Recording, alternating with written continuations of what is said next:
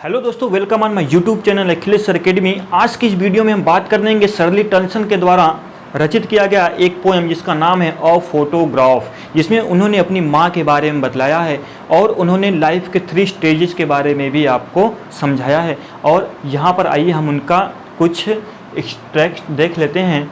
इससे पहले देखने से पहले मैं आपको ये बतला देना चाहता हूँ कि जो कवित्री हैं शर्ली टंसन, इनका जो जन्म है 20 मई 1924 को इंग्लैंड में हुआ था और इनकी जो फर्स्ट बुक पब्लिश हुई थी वह 1960 में हुई थी। ठीक है, और एक जर्नलिस्ट भी रह चुकी हैं, टीचर भी रह चुकी हैं और एडिटर भी रह चुकी हैं। ठीक है, तो आइए हम इस चैप्टर का अध्ययन करते हैं। जो थोड़ा सा हार्ड वर्ड हमको लगा वह मैंने यहाँ पर साइड में लिख दिया है, आप बाद में इसे देख भी सकते हैं। ठीक है, तो आइए हम स्टार्ट करते हैं इस पोएम को। देखिए यहाँ पर आप एक तस्वीर देख रहे होंगे कि एक बड़ी सी लड़की है, साइड में एक दूसरी लड़की है और इधर साइड में भी एक दूसरी लड़की है। ठीक है, तो जो बड़ी वाली लड़की है उसी के बारे में हम अभी फिलहाल इस पोएम में बात करेंगे। क्या करा, the cardboard shows me how it was. जब कवित्री इस फोटो को देखती हैं, जब कवित्री इस फोटो को देखती हैं तो उन्हें क्या करा है कि वेन द 2 गर्ल्स कजिन, यानी कि 2 चचेरी बहनें went paddling each one holding one of my mother's hand, करा कि मेरी माँ को, करा कि प्रत्येक छोटी सिस्टर जो उनकी कजिन सिस्टर थी वह उनकी माँ की उंगली को पकड़े हुई थी। देखिए हाथों को एक साइड से इधर पकड़ा है, एक साइड से क्या करा है उधर पकड़ा है। ठीक है ना, यानी कि उनकी माँ बीच में है और साइड में क्या है उनकी चचेरी बहनें, छोटी चचेरी बहनें वो पकड़ी हुई हैं और पैडलिंग और पानी में छपछपाते हुए गीत गा रही हैं।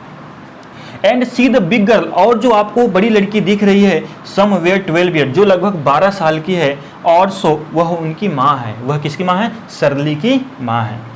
All 3 stood still to smile through their hair, कराई कि वे वहाँ पर खड़ी होकर मुस्कुरा रही हैं through their hair। देखिए जो उसमें बीच था और बीच पर वाइंस चलती रहती है, हवाएं चलती रहती हैं जिनसे उनका जो बाल है उनके फेस पर आ जा रहा था।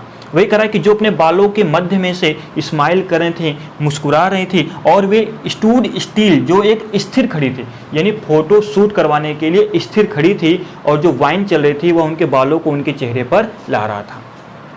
At the uncle with the camera, कराई कि जबकि जो अंकल थे वे कैमरा पकड़े हुए थे उनका फोटो शूट करने के लिए। A sweet face my mother, करे कि मेरी माँ, यानी शर्ली कहती हैं कि मेरी माँ का कितना अच्छा चेहरा था, कितना सुंदर चेहरा था। That was before I was born, करे कि मेरे जन्म होने से पहले। यहाँ पर शर्ली जी बतला रहे हैं कि जब मेरा जन्म नहीं हुआ था तब उनकी माँ का चेहरा कितना सुंदर था। एंड द सी, और जो वह समुद्र है, विच अपीयर्स, जो प्रतीत होता है, टू हैव चेंज्ड लेस, कि थोड़ा चेंज हुआ है, थोड़ा बदला है, यानी बहुत अत्यधिक नहीं बदला है, केवल थोड़ा सा ही चेंज हुआ है। चेंज्ड लेस मतलब बहुत थोड़ा सा ही चेंज्ड हुआ है। Watched their terribly transit feet, करे कि जो उनके पैरों को बहुत थोड़े समय के लिए, टेरिबली ट्रांजिट मतलब अत्यधिक थोड़े समय के लिए केवल क्या करता था, वॉश करता था, धोता था। ठीक है, जैसे कि आप बीच के किनारे खड़े रहते हैं तो जब लहर आती है तो कुछ समय के लिए आती है फिर वापस चली जाती है। जब पानी कुछ समय के लिए आपके पैरों के पास आता है फिर वापस चला जाता है। यहीं पर शर्ली जी कहती हैं कि वो जो फोटो में जो 3 लोग खड़े हैं, ठीक है, उनकी माँ और उनके 2 कजिन सिस्टर्स, ठीक है, जब हवा चल रही थी तो उनके जो बाल हैं वो उनके फेस पर आ जा रहे थे और सामने उनके अंकल जो हैं वह कैमरा में फ़ोटो खींच रहे थे। बात क्लियर है? और जो समुद्र का किनारा था, जो लहर उठती थी तो थोड़े समय के लिए बस उनके पाँव धुलकर, पानी उनके पाँव धुलकर वापस चली जाती थी। इतना बात शायद आपको क्लियर हुआ होगा। ठीक है, आइए हम आगे देखते हैं। देखिए शर्ली जी आगे क्या कह रही हैं कि सम 20-30 ईयर लेटर, कि लगभग कुछ 20-30 साल पहले की बात है।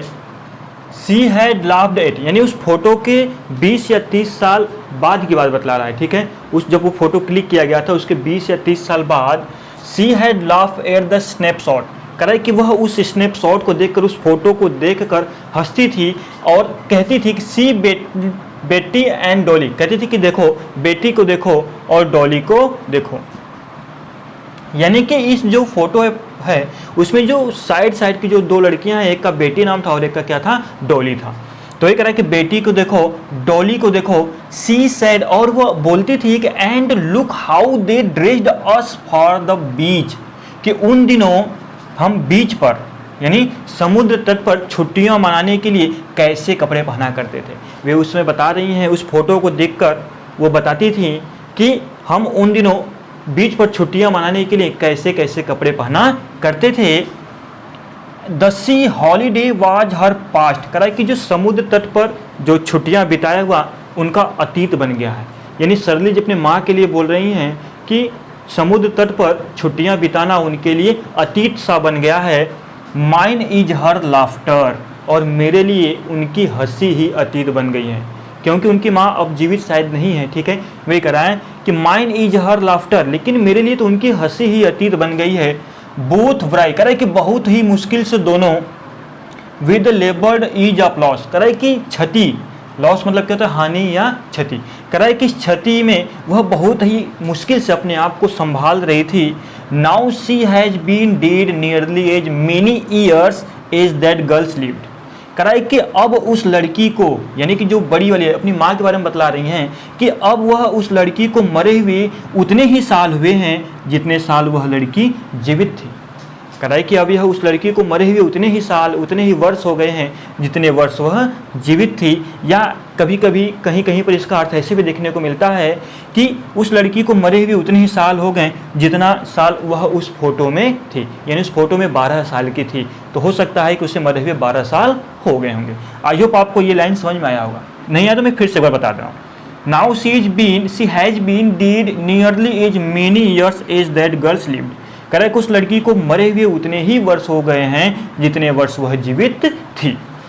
नेक्स्ट है and of he circumstances there is nothing to say at all, कह रहा है कि इस परिस्थिति में मैं और कुछ कहने लायक नहीं हूँ, मैं और कुछ कह नहीं सकती हूँ। यानी सरली जी को इस स्नैपशॉट को, इस फोटो को देखकर बहुत दुख होता है और ये कहते हैं कि और मैं आगे कुछ कह नहीं सकती।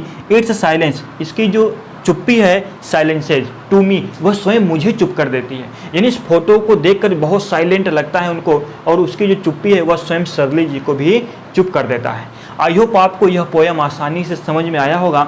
यदि आपको यह पोएम अच्छा लगा तो आप हमारे वीडियो को लाइक करिए, सब्सक्राइब करिए और ज़्यादा से ज़्यादा लोगों में शेयर करिए। अब अगली वीडियो में जब हम मिलेंगे तो हम आपको इसी का सेकंड पोएम बतलाएंगे। ठीक है, इसी चैप्टर का क्या करेंगे, सेकंड पोएम आपको बतलाएंगे। ठीक है, तो तब तक